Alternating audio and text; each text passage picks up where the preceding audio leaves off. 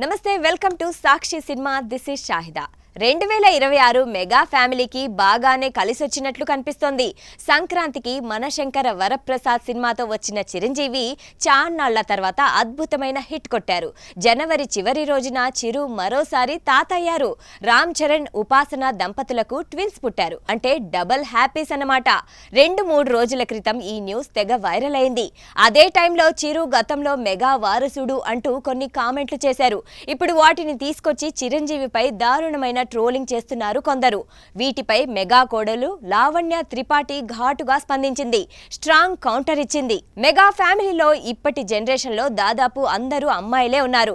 దీని గురించి గతంలో ఓ సందర్భంలో మాట్లాడిన చిరు, మెగా లెగసీని ముందుకు తీసుకెళ్లే వారసుడి కోసం ఎదురు చూస్తున్నాను అని అన్నారు.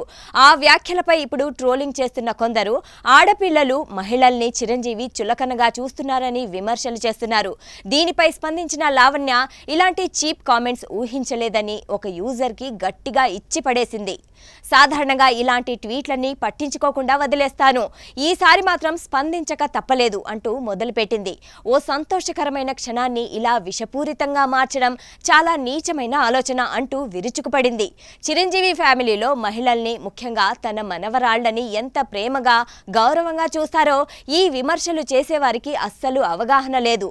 చిరంజీవి తన కుటుంబానికిచ్చే విలువ చాలా మందికి సాధ్యం కాదు. ఆయన చేసే పనుల్లో 1% కూడా చేయలేని వాళ్ళు ఆయన వ్యక్తిత్వంపై వ్యాఖ్యలు చేయడం సరికాదు అంటూ లావణ్య ట్వీట్ చేసింది. ఈమె ట్వీట్ దెబ్బకు కాసేపటికే సదరు యూజర్ తన ట్వీట్ ను డిలీట్ చేశాడు. సాక్షి టీవీ ప్రసారాలను నిలిపివేయడం చట్టరీత్యా నేరం. సాక్షి టీవీ ప్రసారాల కోసం మీ స్థానిక కేబుల్ ఆపరేటర్ని వెంటనే సంప్రదించండి. డిటిహెచ్లో, ఇంటర్నెట్లో కూడా సాక్షి టీవీ ప్రసారాలను వీక్షించవచ్చు.